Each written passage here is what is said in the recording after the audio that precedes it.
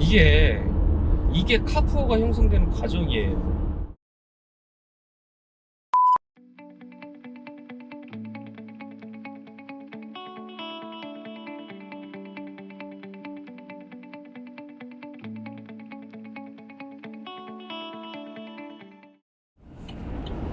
안녕하세요. 와와글로벌의 김법사입니다.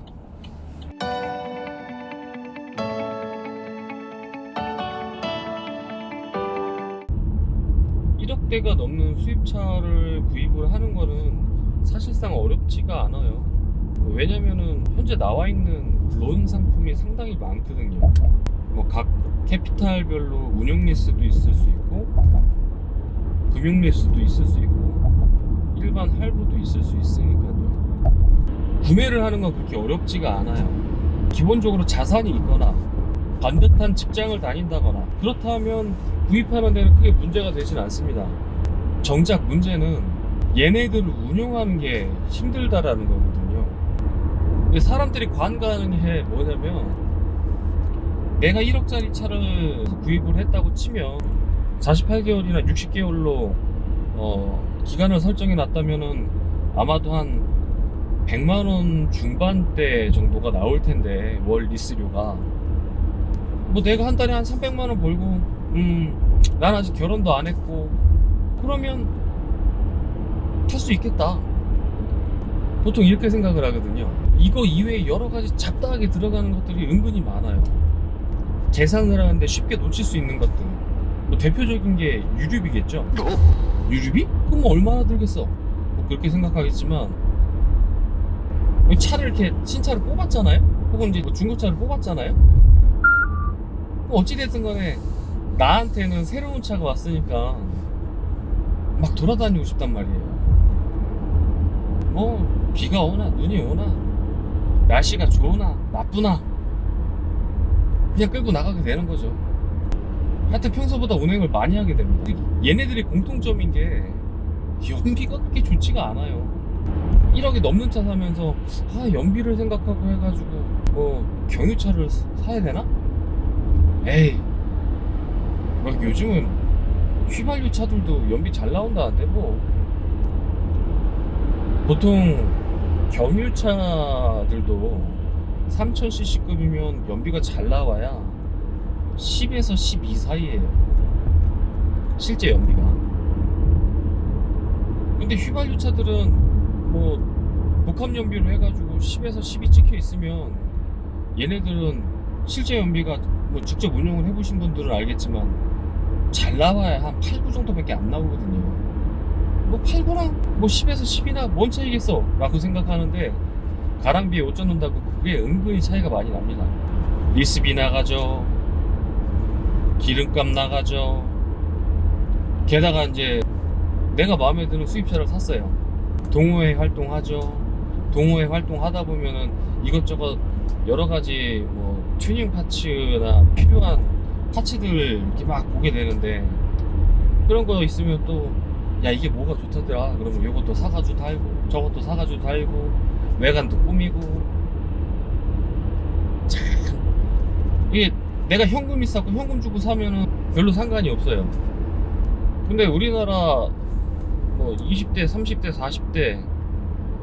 40대는 번외로 합시다. 어느 정도 경제력이 있는 사람들일 거고, 그런 사람들은 이렇게 운용하는데 크게 무리가 없을 거라고 생각을 해요. 지금까지 뭐 잘 생활하셨던 분들일 테니까. 근데 문제는 20대나 30대 분들이죠. 20대 30대 분들 뭐 제 기준으로 한 300 정도 벌면, 월 실수령이 300 정도 된다 그러면 상당히 괜찮은 급여를 받는 분들이거든요. 맞아요, 괜찮은 급여를 받는 분들이 맞아요. 내 월 수입 대비해서 차량에 들어가는 게 50% 이상 되면 생활이 정말 힘들어져요. 생각해보세요. 300만원 받는데 150만원 리스비로 나가고, 적게 탄다 그래도 한 30만원에서 40만원 정도 유류비로 나가고, 보험료 못해도 뭐 자차까지 다 포함해서 가입을 하게 되면은 뭐 나이가 어리고 경력이 짧으니까 한 300만원 들어가겠죠. 300만원이면 뭐 12개월로 나누게 되면 얼마입니까? 한 30만원 정도 되나요? 한 26만 원 정도 되나 보다. 그러면 150에 유류비 30, 그 다음에 보험료 한 25만원 정도, 26만원 정도, 이것만 해도 200만원이 확 넘어가네요. 뭐 어때? 난 술도 안 마시고 100만원이면 생활할 수 있지. 100만원 갖다 생활이 되죠. 물론 됩니다. 아끼고 아끼면 됩니다. 기본적으로 사회생활하면 보험료 나가죠, 핸드폰 요금 나가죠, 생활하는데 공과금 나가죠. 아마 이 세 가지만 해도 못해도 한 50만원 정도 나갈걸요. 그럼 내가 순수하게 사용할 수 있는 거는 50만원이에요 저축 같은 거 필요 없고 50만원. 근데 이 사람들 20대 30대 사람들 한참 인간적인 교류가 많을 텐데 뭐 데이트도 해야 되고. 근데 내가 수입차를 타는데 가오가 있지. 친구들 만나고 데이트하고 이럴 때 얻어먹을 수 없잖아요. 그럼 돈을 계속 쓰게 됩니다. 50만원 갖다 50만원 가지고 생활하기 참 힘들어요. 반드시 오버가 되죠. 이번 달 오버 됐네? 다음 달은 조금 더 바짝 쪼여가지고 써야겠다. 근데 이 씀씀이라는 게 그렇게 확 줄어들지가 않아요. 물론 노력은 하겠지만 다음 달도 적자, 그 다음 달도 적자, 그 다음 달도 적자.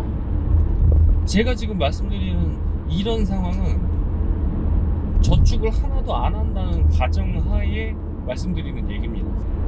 그럼 어떻게 되냐? 현실과 타협을 하겠죠. 이거는 내 분수에 맞지가 않아. 참 고민이 될 거예요. 본인 스스로는 이게 내 분수에 맞지가 않아 라고 생각을 하는데 자기가 이미 보여준 것들이 있잖아요. 왜 어른들 말씀 하나 틀린 게 없는 게 집이랑 차는 낮춰서 가기 힘들다 그러겠어요. 그리고 어떻게 보면은 그 하이엔드급의 차량을 탔던 사람들이 밑으로 내려오게 되면 뭐 성능이나 외관이나 뭐 하차감이라 그러죠. 뭐 옵션이나 이런 거에 대한 갈망이 막 끊임없이 막 피어오르거든요. 현실을 직시하고선 이거를 처분한 사람들은 비싼 돈 주고 잘 배웠다, 교훈을 얻었다 이렇게 생각하고 뭐 조금 낮은 급의 차량을 타거나 자기가 구상한 대로 이제 생활을 하실 테고. 하지만 대부분의 사람들은 그렇게 못하죠. 그래, 조금 낮은 급이라도 내가 수입차를 탔는데 난 계속 수입차를 타야지, 뭐 이런. 중고차 시장의 경제에서 봤을 때는 이게 상당히 큰 도움이 되겠죠. 막 사회에 진출해가지고 경제활동을 해서 돈을 조금씩 벌기 시작한 사람들이 차 쪽으로 관심을 돌리고, 그 사람들이 타다가 6개월, 짧으면 3개월 타다가 이거 안 되겠는데? 해가지고 팔아버리고 밑에 차 또 사고 이렇게 되니까 이게 카푸어가 형성되는 과정이에요.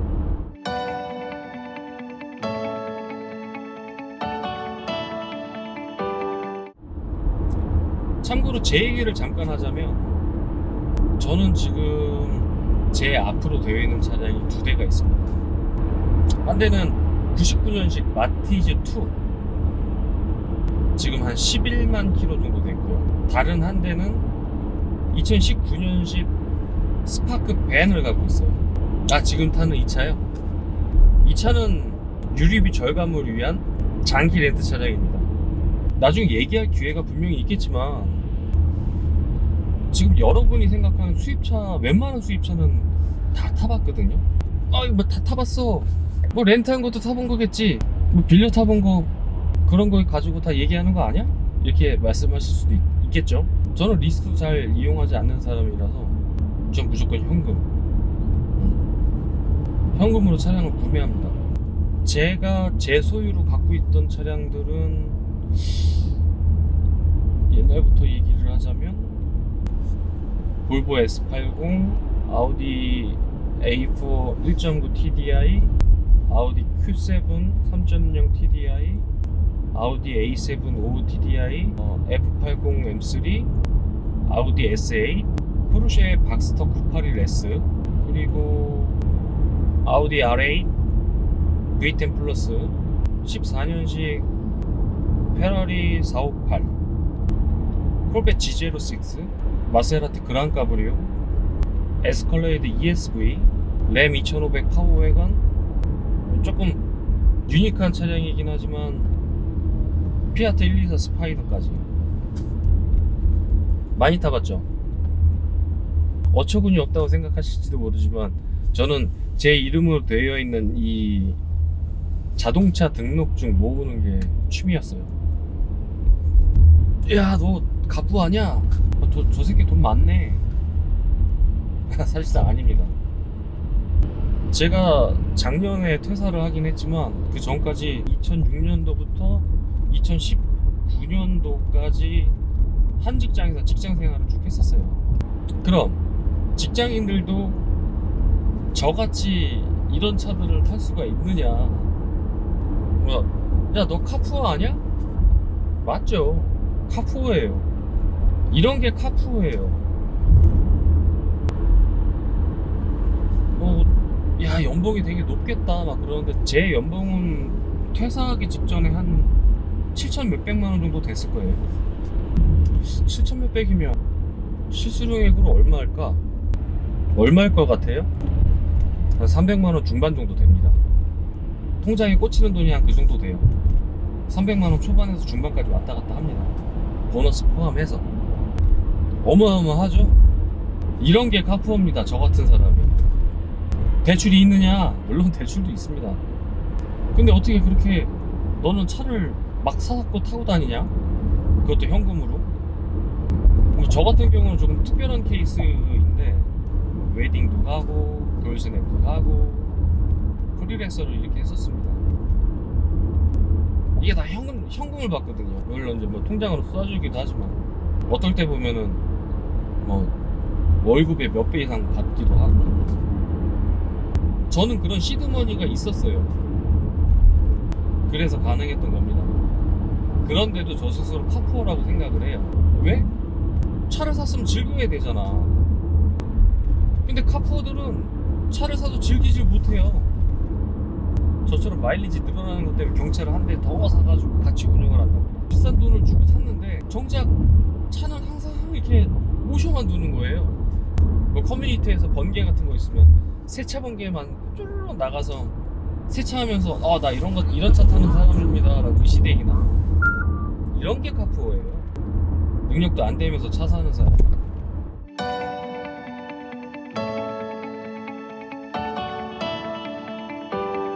이 영상을 보시는 20, 30대 분들께 말씀드리고 싶은 게 하지 말라는 건 아니에요. 왜? 뭐 요즘 뭐 욜로족이다 뭐다 해가지고 다른 사람한테만 피해 안 주면 내 인생인데 내가 즐기고 살아야지. 다만 우리가 어렸을 때부터 국어랑 수학은 항상 배우잖아요. 국어를 배우면 주제를 알아야 되고 수학을 배웠으면 분수를 알아야 돼요. 본인이 본인 스스로의 주제 파악을 하시고 본인 스스로 분수를 아는 한도 내에서 구매를 하셔가지고 타시면 되는 거죠.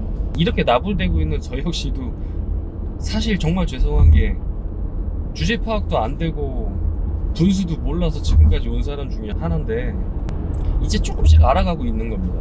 자, 우리나라에 10만 카푸어 여러분 더 될래나요? 10만 이상 될까요?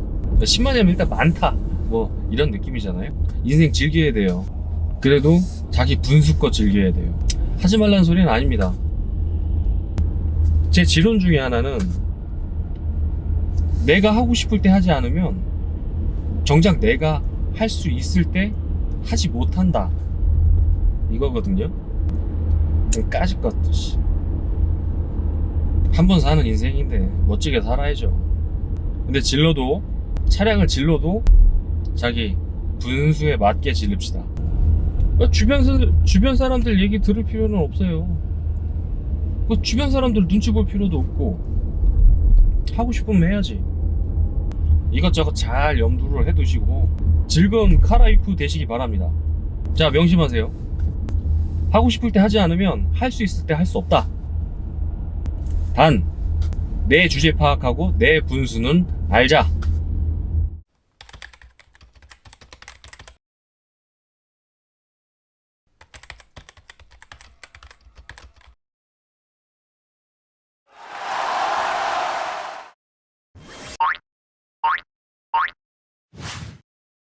와우와 글로벌